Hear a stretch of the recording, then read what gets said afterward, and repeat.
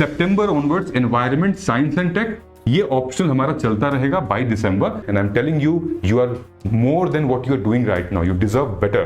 2019 में, 2023 में और 2024 में इनका सबका जो आंसर है देखोगी तो यहां पर है D, all of the above, all of the above, all of the above. And तो क्रोनोलॉजी आपको इस तरीके से जब आप पढ़ोगे तो नोट्स बनानी है और क्रोनोलॉजी ही आपको प्रिपेयर करनी है, ऐसी यूपीएससी आपसे पूछ रहा। अच्छा, ये है आदित्य श्रीवास्तव की कॉपी और ये है अनिमेश प्रधान की answer copy.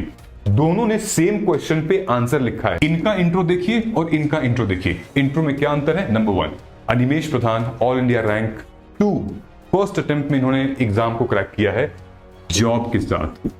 All India rank 8 Hindi medium, इन्होंने 5 अटेम्प्ट में इस एग्जामिनेशन को क्रैक किया है, जॉब के साथ किया है।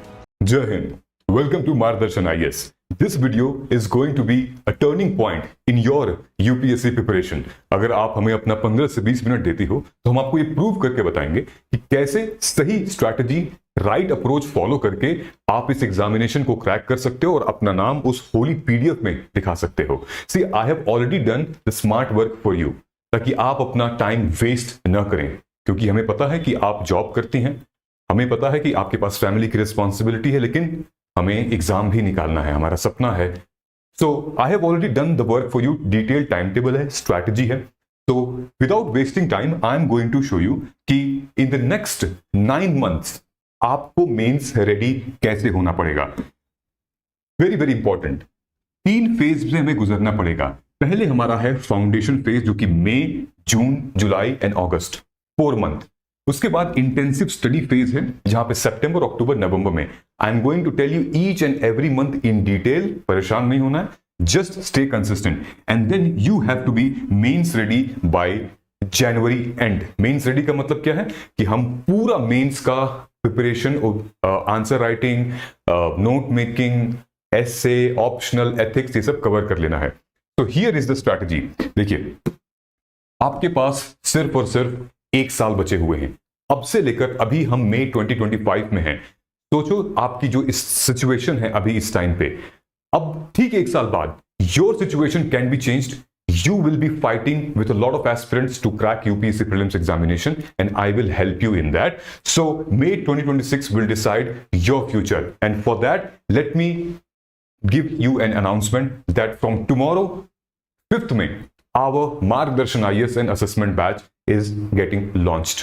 This is specifically designed for a working aspirant, those who are struggling to prepare for UPSC CSE 2026. इसकी पूरी डिटेल नीचे कमेंट सेक्शन में जाएंगे आप तो वहां मिल जाएगी। बहरहाल, आप सबसे पहले इस वीडियो को देखिए।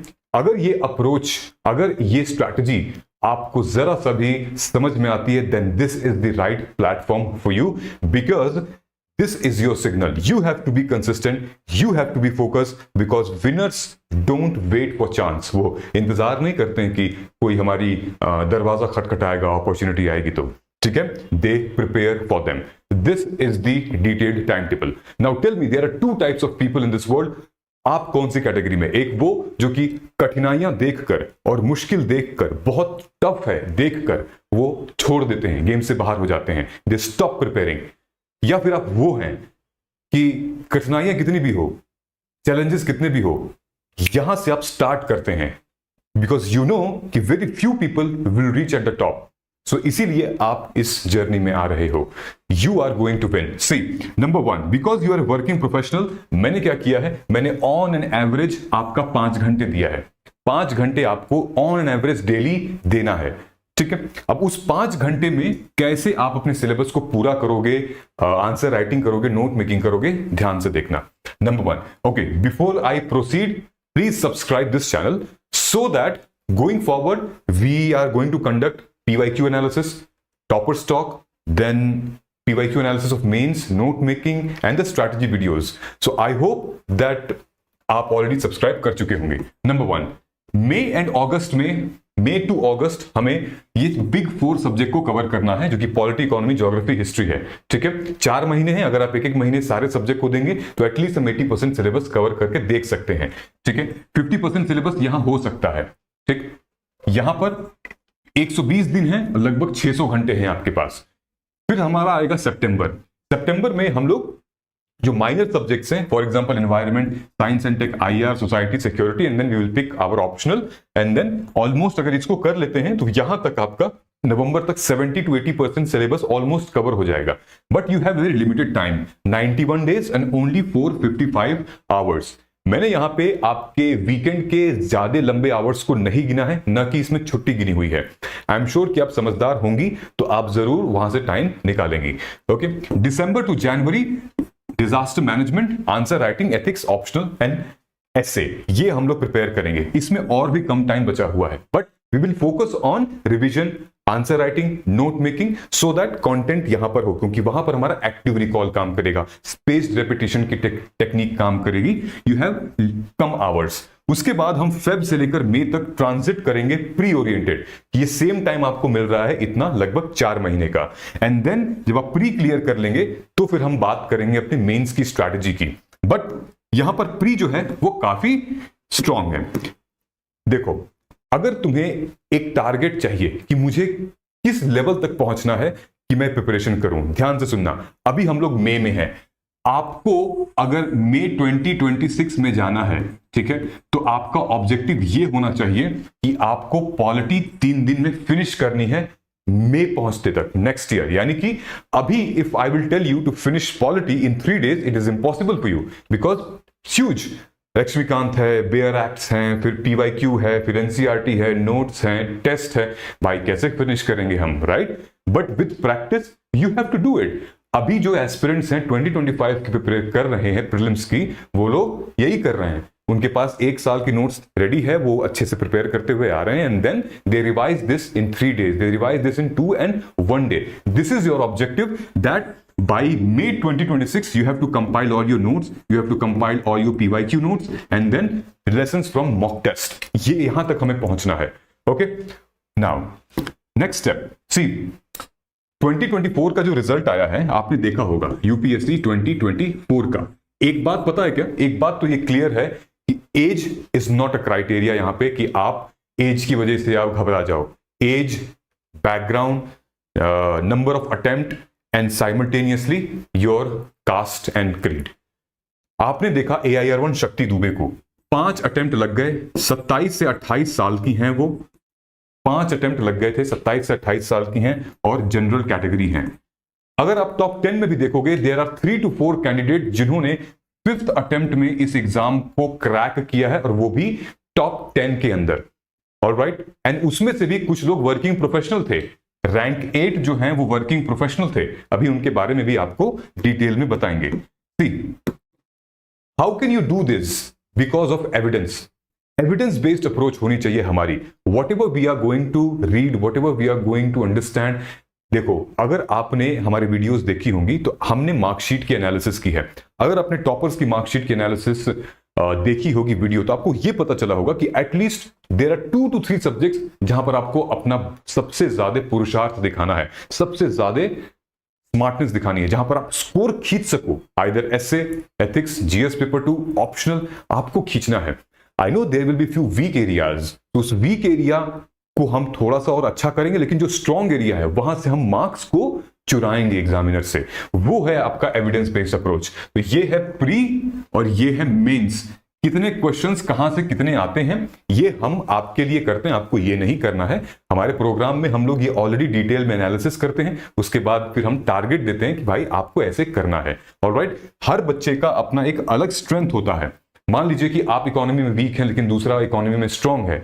आपको हिस्ट्री उतनी नहीं मजा आता लेकिन दूसरा स्ट्रांग है, तो दोनों के लिए अलग स्ट्रैटेजी होगी. Alright, so this is the evidence based on the weightage of the questions they ask in UPSC examination. हम लोग उसी सब्जेक्ट को इतना तवज्जो देंगे, यानी कि भाव देंगे और फोकस करेंगे. नेक्स्ट एक एग्जांपल देखते हैं. प्रीलिम्स में, ठीक है, कभी कभी क्वेश्चंस जो हैं वो लॉजिक से सॉल्व होते हैं. ये जो क्वेश्चन है ये जीएस पेपर 1 का हमारा क्वेश्चन है. फॉर एग्जांपल अगर आप देखिए, ये क्वेश्चन पूछे गए हैं 2019 में, 2023 में और 2024 में. ठीक है, अगर हम ध्यान से देखेंगे, मैं आपको पहले बता देता हूं, इन सब का आंसर याद है. जो क्वेश्चंस पूछे गए थे, सम स्पीशीज, सम मशरूम, सम माइक्रो ऑर्गेनिज्म, सम पॉइजनस स्पीशीज, सम इनका सबका जो आंसर है देखोगी तो यहां पर है D, all of the above, all of the above, all of the above and all of the above. ठीक है, अब इसमें लॉजिक क्या यूज है? फॉर एग्जाम्पल ये 2019 का यूज करते हैं कि some species of turtle are herbivorous, some species of fish are herbivorous, some species of marine mammals are herbivorous and some species of snakes are viviparous। some species, nature इतना diverse है, इतना बड़ा nature है, कोई ना कोई एक species तो होगा ही जो कि टर्टल में हर्बीवोरस नहीं होगा, जो कि टर्टल में फिश हर्बीवोरस होगी। तो अगर पॉसिबिलिटी एक की भी है तो ये स्टेटमेंट सारे के सारे सही हैं, समझे? तो इसका एक्चुअली में जो आंसर है वो यही है, डी, 1 2 3 4। ठीक है, so UPSC checks if something is possible, not common, if even one species has that trait, the statement is valid. अब देखो, सम मशरूम, भाई इतनी सारे मशरूम की प्रजातियां हैं, आपको भी नहीं पता, हमें भी नहीं पता, but there are some mushroom have medicinal property, yes, some mushroom psychoactive properties, some mushroom insecticidal and bioluminescent properties, definitely there will be some mushrooms। ठीक है, तो ये क्या है? it is also likely to true because nature has various varieties in it। अगर किसी एक में भी होगा तो वो क्लियर है, यहां पे आंसर 3 है। यहां पर आपको अपना कोई नॉलेज नहीं होती, लेकिन लॉजिक यूज करना है। ये क्वेश्चन देखो 2024 का आया था कि how many of the above poisonous species among them, जैसे बटरफ्लाई, फिश, फ्रॉग। अब भाई पॉइजनस तो हो सकता है कि कोई ऐसा फ्रॉग हो जो कि मार दे, काट पीट दे, भाई पॉइजनस हो सकता है। फिश, कोई ऐसी फिश हो जो कि काट पीट दे, पॉइजनस हो सकता है। बटरफ्लाइज तो है ही, कोई ना कोई है ही। So again the answer is 3। So even rare traits जैसे कि पॉइजनस, बटरफ्लाई या glowing mushroom make the statement true if they exist anywhere. यहां पर हमें लॉजिक यूज करनी है, लेकिन इस वाले क्वेश्चन में हमें पैटर्न एनालाइज करना है। ये मैंने एंशिएंट हिस्ट्री का क्वेश्चन उठाया है, पोस्ट गुप्ता पीरियड का। देखो, प्री आपको सिखाती है एक कि एग्जामिनर का माइंडसेट क्या है, वो आपसे क्या चाह रहा है। दूसरा, नोट मेकिंग करना सिखाती है प्री। आई बात समझ में? कैसे? I am going to share you here in this video, watch it carefully. 2020 में क्वेश्चन आया प्री में, 2021 में क्वेश्चन आया है, एंड देन 2022 में क्वेश्चन आया है। ठीक है, What you study doesn't matter यार। ठीक है, तुम क्या पढ़ रहे हो, क्या नहीं पढ़ रहे हो, हमें उससे कोई मतलब नहीं है। आपको वो पढ़ना है जो कि एग्जामिनर चाहता है आपसे पढ़वाना। नंबर 1 ध्यान से देखना, क्वेश्चन आया था हमारा हिस्ट्री, ठीक है, हिस्ट्री से कि which of the following correct chronological order of the above event starting from the earliest time. Earliest time मतलब पहले से लेकर और बाद तक का क्रोनोलॉजी बताना है। तो नंबर 1 आपको यही पता चला कि नोट्स कैसे बनाने हैं, हमें एंशिएंट हिस्ट्री के क्रोनोलॉजी देखनी है। क्या है क्रोनोलॉजी भैया? इसमें देखिए कि 2413 इसका करेक्ट आंसर है, मतलब कि पहले establishment of Pallava power under Mahendra Varman 1, फिर पाल डायनेस्टी फाउंड किया गया गोपाला द्वारा, फिर उसके बाद rise of Pratihara under king Bhoj, फिर उसके बाद आया हमारा establishment of Chola power Parantaka 1। तो क्रोनोलॉजी आपको इस तरीके से जब आप पढ़ोगे तो नोट्स बनानी है और क्रोनोलॉजी ही आपको प्रिपेयर करनी है, ऐसी यूपीएससी आपसे पूछ रहा है। अच्छा, दूसरा क्वेश्चन देखिए, दूसरा क्वेश्चन 2021 में आ रहा है, वो ये कह रहा है कि from the decline of Gupta period के डिक्लाइन से हर्षवर्धना के राइज तक, इनमें से कौन से किंगडम हैं जो कि नॉर्दर्न इंडिया में पावर होल्ड करके रखे थे। ठीक है, तो आपको समझ में आ गया ना कि एग्जामिनर आपसे क्या सोचना चाह रहा है। डिक्लाइन, राइज और बीच का जो किंगडम है, कौन से उस टाइम पर पावर होल्ड कर रखे थे। तो आप कहेंगे कि ये मगध, फिर उसके बाद थानेसर, फिर उसके बाद Kannauj, and then 6 was Vallabhi. These are the right answers. ठीक है, this way you have to also understand. 2022 का क्वेश्चन देखोगे, यहां लिखा है किंग और यहां लिखा है डायनेस्टी, तो आपके नोट्स भी होंगे वो इसी तरीके के होंगे। नानुका चंडेला, नागाभट्टा 2 गुर्जर प्रतिहारा, और ये जो भोज है ना वो परमार डायनेस्टी से है। तो देख रहे हो, यहां भी भोज के बारे में पूछा है, यहां पर भी भोज के बारे में पूछा है। Why will you not study about the Bhoj kingdom? Alright, लेकिन यूपीएससी आपसे क्या चाह रहा है? डायनेस्टिक नॉलेज जानना चाह रहा है, understanding the kings, their dynasties, their contribution to India's political landscape. फिर क्रोनोलॉजी जानना चाह रहा है, हिस्ट्री ऑफ द इवेंट्स, ठीक है, when dealing with the rise and fall of dynasty. ये सब हम आपको, ये तो सिर्फ एक सब्जेक्ट के एक टॉपिक के अंदर का एक छोटा सा पोर्शन है। This way we tell you, we teach you, we guide you, we mentor you कि how you should study based on the examiners approach. अब ध्यान से देखो, ये है मेंस की answer copy, all India rank 2 और all India rank 1।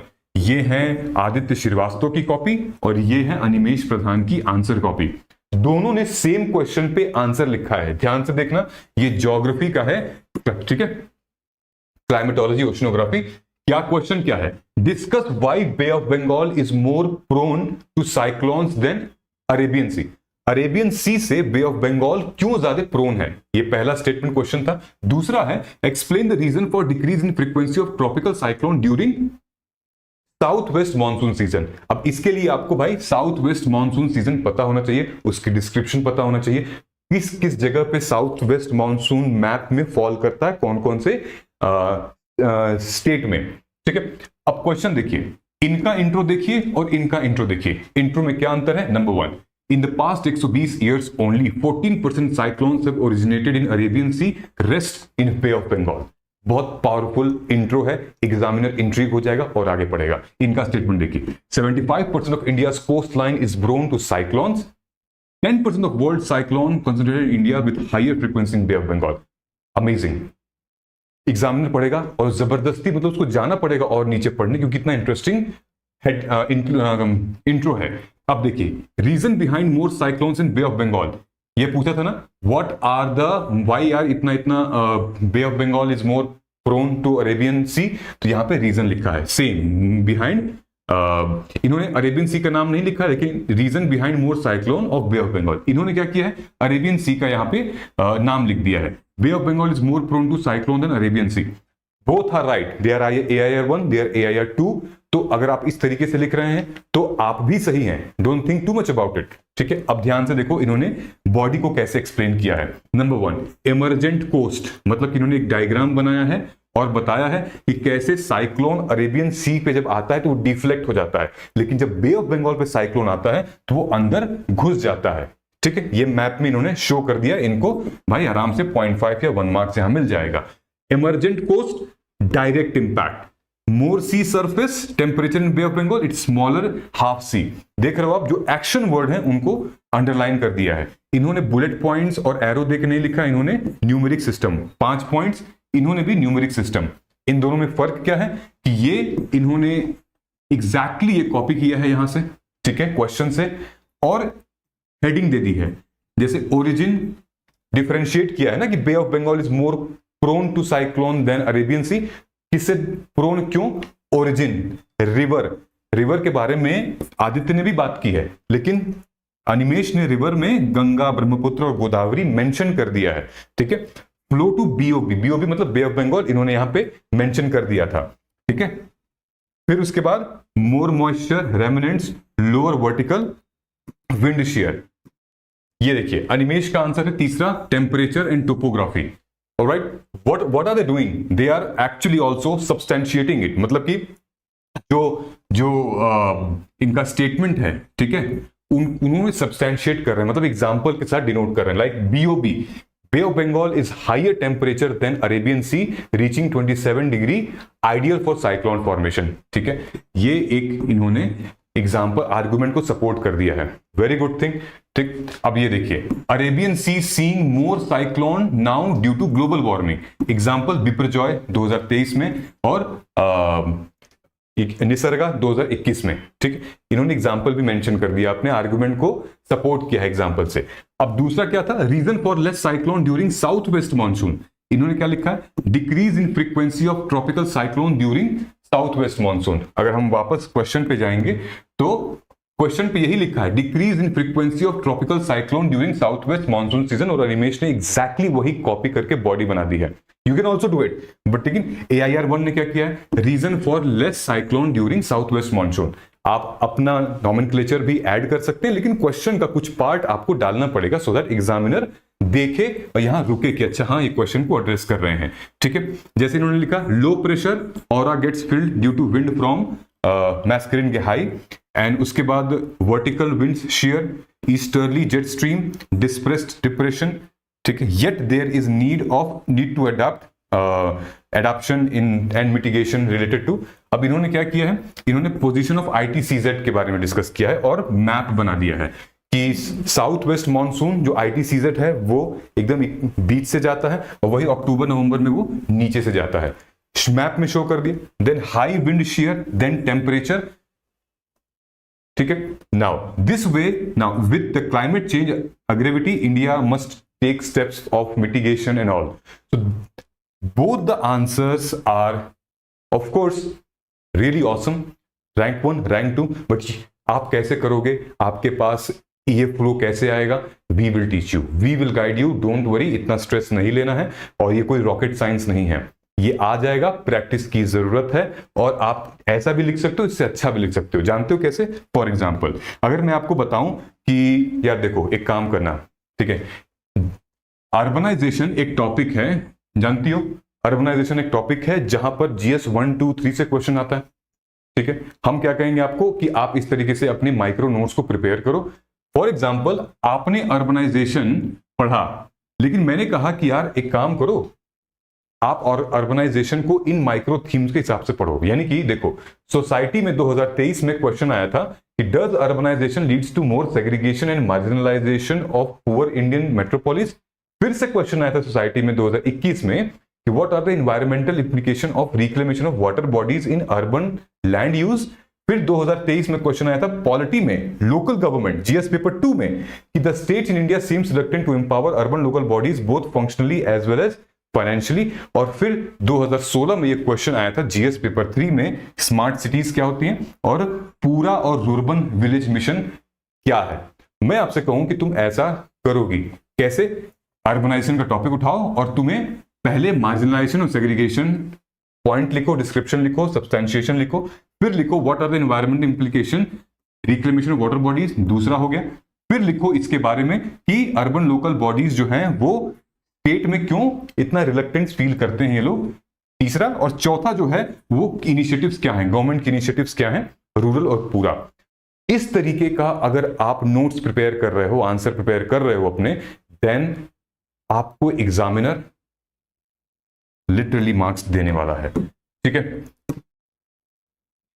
And this is the same way they have done it.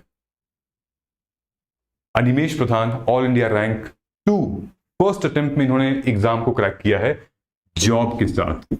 अगर ये कर सकते हैं तो आप भी कर सकते हैं। All India rank 8 Hindi medium, इन्होंने 5 अटेम्प्ट में इस एग्जामिनेशन को क्रैक किया है, जॉब के साथ किया है।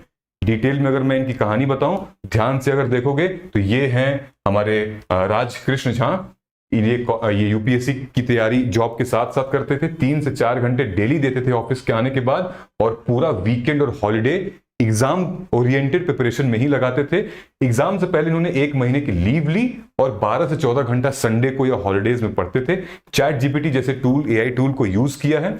और ये बिहार के रहने वाले हैं और मैकेनिकल इंजीनियरिंग की है MNIT से, इलाहाबाद से, और असिस्टेंट मैनेजर एट HPCL काम कर रहे हैं। इनका ऑप्शन सब्जेक्ट था ज्योग्राफी, ठीक है।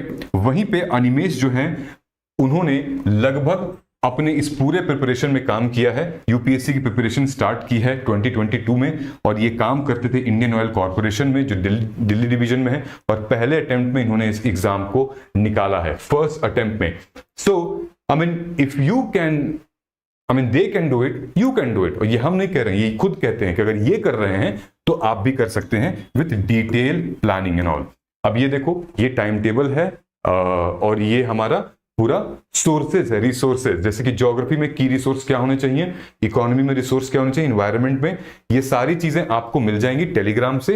रिसोर्सेज हर एक सब्जेक्ट के, current affair, art and culture, modern history, medieval, ancient, ये सब आपको मिल जाएंगी जब आप इस PDF को डाउनलोड करेंगे टेलीग्राम से। जब हम आपको वीडियो वहां शेयर कर देंगे टेलीग्राम पे, आप डाउनलोड करके देख लीजिएगा, ठीक है।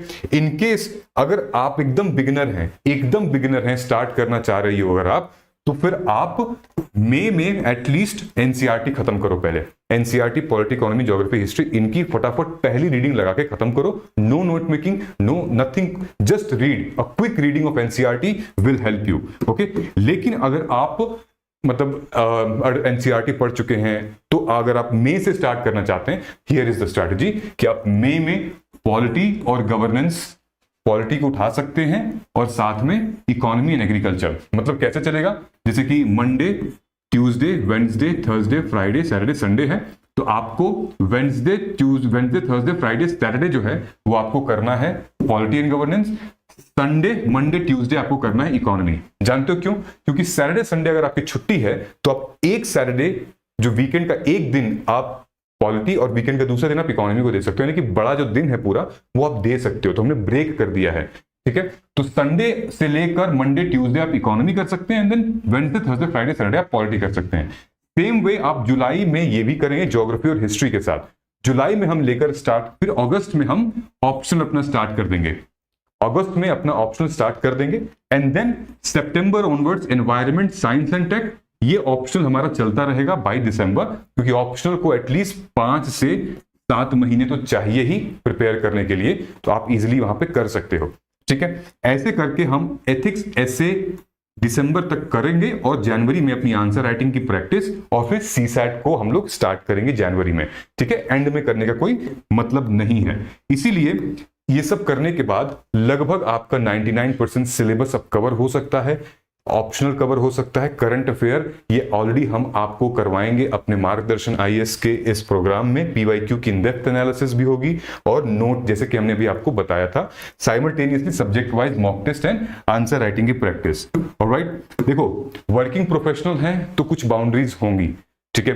देखिए आपकी जर्नी नॉर्मल एस्पिरेंट से अलग है, ठीक है, क्योंकि आपके पास जॉब है इसका मतलब ये प्रॉब्लम नहीं है। आपके पास जॉब है तो ये बहुत बड़ी अच्छी बात है, सॉल्यूशन है कि आपको वक्त की कीमत है, आपको पता है कि यार टाइम बहुत कम है और इसी टाइम में हमें क्रैक करना है, ठीक है। So your journey is different because आपका स्टार्टिंग पॉइंट उनका स्टार्टिंग पॉइंट सेम नहीं है, तो your journey is different, don't compare yourself. Working women के लिए अ स्ट्रॉन्ग मैसेज कि you have to do this, show them that you are worth what you are right now. और बहुत आप कुछ कर सकते हो, वो स्त्री है वो कुछ भी कर सकती है, तो start doing right now. I am giving you a plan, I have given you a time, let us start it, and I'm telling you, you are more than what you are doing right now, you deserve better, ठीक है। For women aspirant, because बहुत सारे problems हैं, societal problems, फिर office में corporate problems, but these are not problems actually, these are short term छोटा challenges हैं, लेकिन इनको ऊपर आना है हमें, ठीक है। फैमिली एंड सोशल बाउंड्रीज भाई है, मतलब जिम्मेदारी है, लोग नहीं छोड़ पाएंगे अपनी नौकरी, लेकिन हम जॉब के साथ साथ भी प्रिपेयर करेंगे। स्मार्ट प्रिपरेशन की जरूरत है। पीवाईक्यू जैसे कि मैंने आपको भी बताया, answer topper copies, PYQ mains, pre, ये देख के करना है। आप टेस्ट दीजिए, वहां से आपको एविडेंस मिलेगा। यूज योर टाइम वाइजली, आपको तो खैर अलाउ ही नहीं है समय बर्बाद करना, ठीक है। और mindset, it's all about here, यहां पे है सब, ठीक है।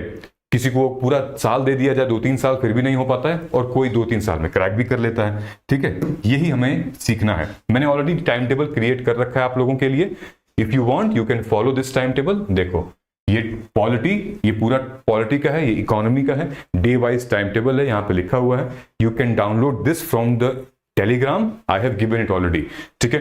तो आप डे वाइज इसको कर सकते हो, एक एक चैप्टर वाइज कर सकते हो, that's totally up to you. I have already given it, I have already made it, ठीक है। ये फ्लो होना चाहिए, कभी भी आप सब्जेक्ट कोई भी पढ़ रहे हो यूपीएससी के लिए, this should be the ideal flow.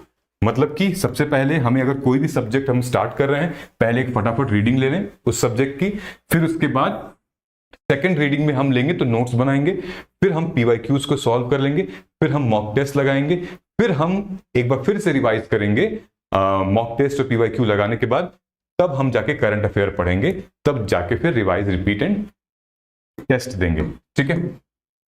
और ये सारी चीजें हमारे मेंस गाइडेंस प्रोग्राम में है, जो कि इसका डिस्क्रिप्शन की लिंक नीचे दी हुई है। मोबाइल ऐप है, वहां जाओ, इंस्टॉल करो आप और प्रोग्राम में एनरोल करो। We will be there to support you. Why?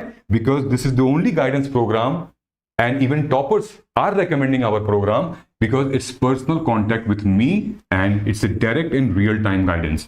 You will get comprehensive test series of prelims, mains, aligned questions, mains answer writing and essay evaluation होगा, live होगा, prelims strategy and assessment, मतलब कि क्या क्या वो techniques हैं, accuracy कैसे करें, कॉन्फिडेंस कैसे बिल्ड करें, टाइम टेबल और शेड्यूल मैनेजमेंट आपका हम लोग किया जाएगा और डायरेक्ट मैं ही आपका बनाऊंगा time table. PYQ Astra for pre and mains, ये रिकॉर्डेड लेक्चर्स हैं, वीडियो हैं, जो कि अब तो बहुत बच्चों की मदद कर रहे हैं, ये वीडियोस आपकी भी करेंगे। This is part of your course. वाद विवाद सेशन, ये हमारा डिबेट सेशन होता है, जहां पर आपका मतलब आप खुलते हो, बोलना सीखते हो 10 लोगों से, हमारी जो कम्युनिटी है उनके साथ हम लोग करते हैं। करंट अफेयर का इसमें क्लासेस है, हर वीकेंड पे करंट अफेयर के सेशंस हैं, लाइव करंट अफेयर्स, जहां पर हम लोग वीकली सेशंस लेते हैं, और 1-to-1 गाइडेंस सपोर्ट तो रहेगा ही मेरा, ठीक है। So I know you are looking for this kind of programme and now you have got it. See, ये नोट्स है हमारे एस्पिरेंट की, ठीक 3 महीने बाद ये सिचुएशन आई थी। उससे पहले इतनी बड़ी बड़ी नोट्स बना रहे थे, इतनी बड़ी बड़ी notes, but they have now made this type of note कि डिमांड फॉर न्यू स्टेट, इधर लिखा हुआ है प्रोसीजर, इधर है फैक्टर, इधर लिखा हुआ है वे फॉरवर्ड, इधर लिखा हुआ है फेवर में और अगेंस्ट में। Okay, you will be able to make it the same way. ये देखिए, how this aspirant has made a small note on rural development, and exactly ये क्वेश्चन आते हैं एग्जाम में। Credit requirement, productivity unproductivity, non institutional sources institutional sources, agricultural credit, UPSC में कम से कम 4 बार question पूछा गया है प्री में, एग्रीकल्चरल क्रेडिट से लेकर engineering challenges, principal engineering challenges, ठीक है, cooperative credit society, these are the questions which in economy agriculture part they ask, all right,